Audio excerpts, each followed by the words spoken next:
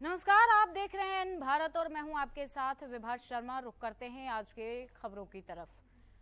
बीकानेर शहर के ऐतिहासिक संसोलाब तालाब परिसर में शनिवार सुबह 7 बजे से श्रमदान अभियान आयोजित किया गया। इस दौरान जिला कलेक्टर नम्रता के नेतृत्व में जिला स्तरीय अधिकारियों, कर्मचारी, पुलिस के जवान, आंगनबाड़ी केंद्र की महिलाएं, स्वयंसेवी संस्थाओं के प्रतिनिधि और आमजन लगातार 2.5 घंटे श्रमदान किया। इस दौरान जिला कलेक्टर ने कहा कि शहर के ऐतिहासिक तालाब हमारी विरासत है, इन्हें सहेज कर रखना हमारा दायित्व है। उन्होंने कहा कि चरणबद्ध तरीके से शहर के सभी ऐतिहासिक तालाबों को स्वच्छ और पर्यटन की दृष्टि से विकसित किया जाएगा। उन्होंने आमजन से अपील करते हुए कहा कि वे भी श्रमदान के इस पुनीत कार्य में भागीदारी निभाएं।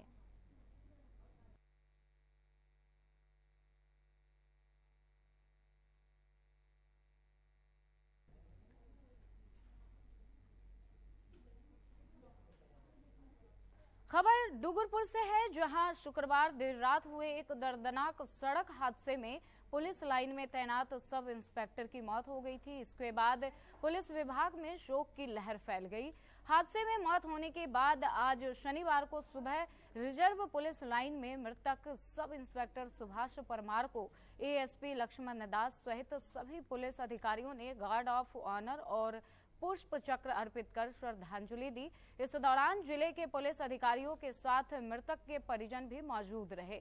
मृतक का अंतिम संस्कार पैतृक गांव डूगरपुर के जिले के कोलखांडा में किया जाएगा।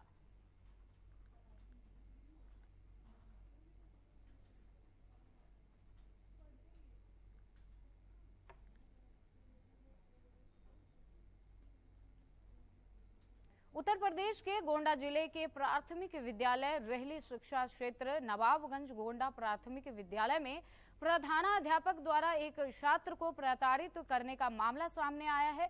संबंधित अधिकारियों को दिए गए लिखित प्रार्थना पत्र के अनुसार छात्र के परिजनों का आरोप है कि प्रधानाध्यापक ने बच्चों को जबरन कुश्ती लड़ने पर मजबूर किया और जब बच्चे ने मना किया तो उसका सिर दीवार से दे मारा, जिससे बच्चे की हालत गंभीर हो गई। जिसके बाद परिजन संबंधित अधिकारी से इस मामले की जांच कराकर दोषी प्रधानाध्यापक के खिलाफ सख्त कार्रवाई की मांग की है।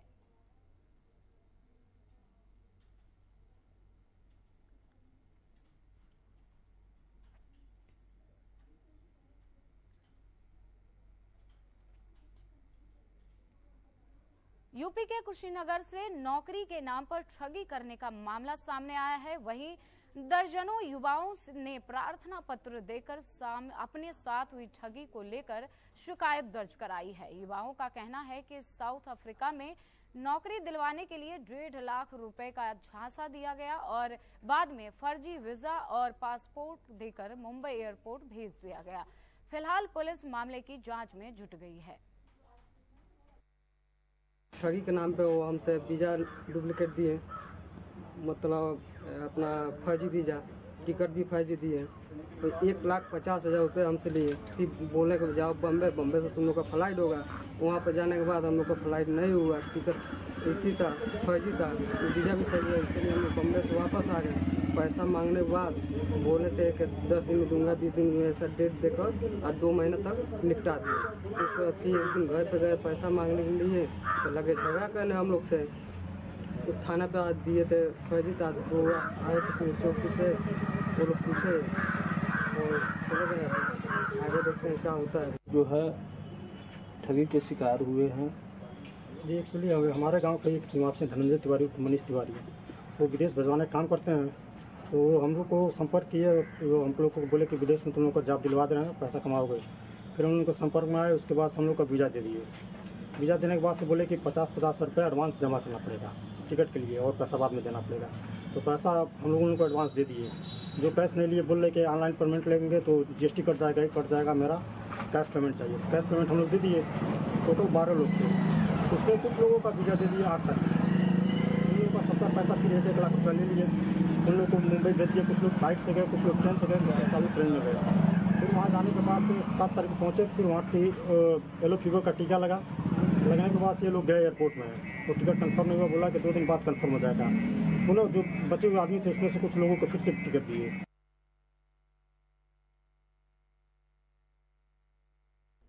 खबर यूपी के कुशीनगर से है, जहां एक निजी अस्पताल के डॉक्टरों के मनमानी की घटना सामने आई है।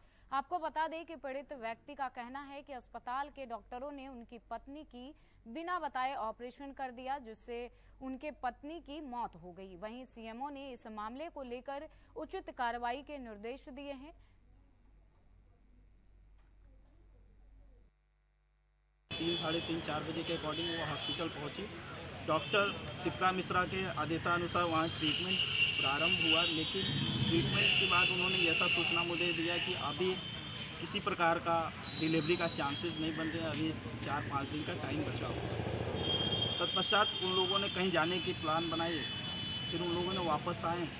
उसके पश्चात उनके कर्मचारी लोगों ने पता नहीं किस प्रकार का ट्रीटमेंट किया, जिससे हमारी पत्नी का जोर तेज़ से पेट दर्द होने लगा और उनकी बॉडी बहुत दर्द होने लगी और वो चिल्लाने लगे। तब फिर डॉक्टर वापस आए और ट्रीटमेंट आए दोनों लोग वापस, तो कुछ चेक चाक किए। उसके बाद उन्होंने ऐसा आदेश दिया कि ब्लड टेस्ट के लिए ब्लड निकलवाइए और प्लेटलेट चेक कीजिए कि क्या ब्लड में कोई कमी नहीं है या प्लेटलेट में कमी नहीं है। तो ब्लड टेस्ट के लिए मैंने उनको ब्लड निकलवाया और जो चार्जेस होनी होती है वो चार्जेस भी मैंने पे किया। ब्लड जब निकल के आया तो उसके पश्चात मालूम चला कि प्लेटलेट हमारी वाइफ का 70,000 है, जबकि 70,000 पे ऑपरेशन संभव नहीं था। उन्होंने मुझे कहा कि आप ऑपरेशन की तैयारी में, तो मुझे उन्होंने पहले आदेश ये कहा कि पहले आप ब्लड लेके आएँ और मुझे उन्होंने एक पर्ची बना के दिया। फिर मैं जिला अस्पताल ब्लड बैंक पे चला गया, वहाँ ब्लड में निकलवा रहा था। मैं और मेरे साले रुपेश दीक्षित, हम दोनों एक साथ में गए थे ब्लड निकलवाने के लिए। ब्लड निकलवाते समय ब्लड ले लिए, मैं लेके जब हॉस्पिटल आया तब मुझे पता चला कि मेरी पत्नी का इन लोगों ने ऑपरेशन कर दिया बिना जानकारी का। अभी कुछ ही देर पहले मदर केयर हॉस्पिटल में एक जच्चा बच्चा की मृत्यु की शिकायत मृतका के पति के द्वारा किया गया है। तो मैंने 2 सदस्यीय डॉक्टरों की टीम बना के मैं उसकी जांच करवा रहा हूं और जांच रिपोर्ट मिलते ही आवश्यक कार्रवाई की जाएगी। पाली जिले में 18 दिनों के बाद फिर से मानसून सक्रिय हुआ है। मौसम विभाग द्वारा दी गई चेतावनी एक बार फिर सत्य साबित हुई है, जिसके जिले के मारवाड़ सोजत क्षेत्र में जमकर बारिश हुई। तेज बरसात की वजह से मारवाड़ के फुलाद और सोजत क्षेत्र में जगनई बांध लबालब हो गई है, जिसके चलते चादर चलनी शुरू हुई है। तेज बरसात से क्षेत्र के सभी बांधों के ओवरफ्लो होने की वजह से सुकड़ी नदी एवं उनकी सहायक नदियों में पानी का तेज बहाव देखा जा रहा है। जिला कलेक्टर के निर्देश से इन नदियों के प्रभावित क्षेत्र पर अतिरिक्त सुरक्षा बल तैनात किया गया है। मौसम विभाग ने आगामी 3 दिनों के लिए इन क्षेत्रों में भारी बारिश की चेतावनी जारी की है।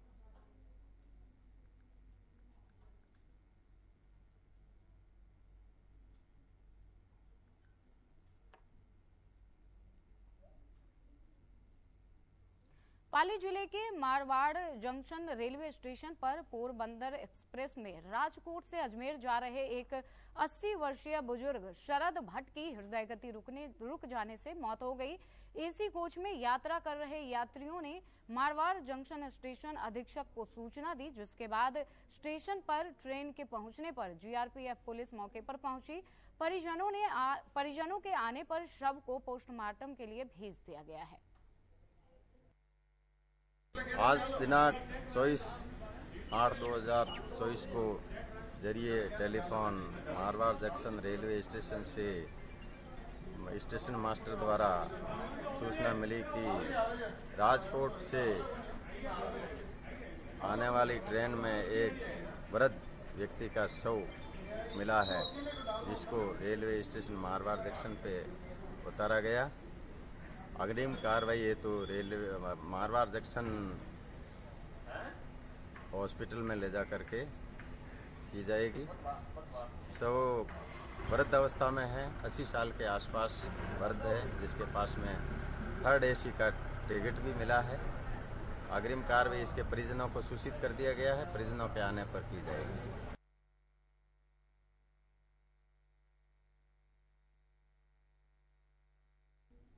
खबर बिहार के चंपारण से है, जहां चंद्रहिया गांव को नीतीश सरकार ने बापू धाम के रूप में विकसित करने का निर्णय लिया है। बापू धाम को विकसित करने के लिए नीतीश सरकार ने करोड़ों रुपए की राशि खर्च की है, लेकिन बापू धाम के रूप में बना पार्क अब अपनी बदहाली पर आंसू बहा रहा है। मेंटेनेंस और देखरेख के अभाव में यह पार्क बदहाल है। यह पार्क अब जुए और नशेड़ियों का अड्डा बन रहा है। पार्क में महात्मा गांधी की प्रतिमा तालाब के बीच में लगाई गई थी, जो अब कूड़े कचरे से भरा पड़ा है।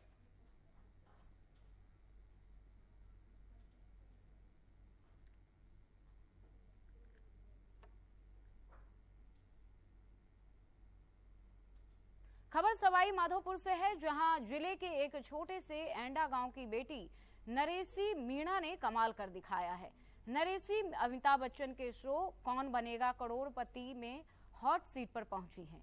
नरेशी ब्रेन ट्यूमर से पीड़ित हैं। उसके बावजूद कौन बनेगा करोड़पति में 50 लाख रुपए जीतकर जिले का नाम रोशन किया है। इतने छोटे से गांव से निकल के इतने बड़े मंच पर जाना मतलब मेरे लिए बहुत बड़ा अचीवमेंट है, और ये मेरे कॉन्फिडेंस को और बढ़ाएगा।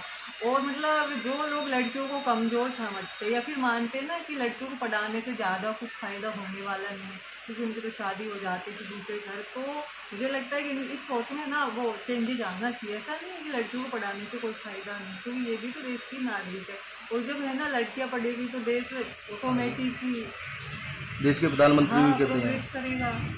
और दूसरी बात मतलब मेरे पेरेंट्स ने मुझे बहुत सपोर्ट किया, तो हमें भी तो मतलब मुझे भी तो कुछ देना चाहिए ना पेरेंट्स को। सर मुझे जो इसने केबीसी में यहाँ से गई है वो, तो उसका मुझे बहुत एहसास गर्व हो रहा है कि जो अपनी बेटी है इसने इस गांव में भी का नाम भी रोशन किया है, ज़िले का नाम भी रोशन किया है। और सभी जो बच्ची है वो आगे पढ़ने वाली उन्हें भी ये शिक्षा देती है कि आप भी पढ़ती रहे और मेरी तरह आगे बढ़ती रहे।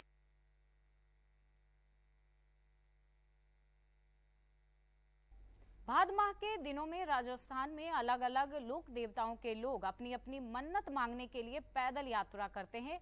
ऐसा ही कुछ नजारा सीकर जिले के लोसल में देखने को मिला। यहाँ पर लोक देवता श्री गोगा जी महाराज के मंदिर की एक अलग मान्यता बताई जाती है। ये मंदिर लोसल के वाल्मीकि बस्ती में स्थित है। यहाँ पर कई समुदाय के लोग अपनी आस्था लेकर आते हैं।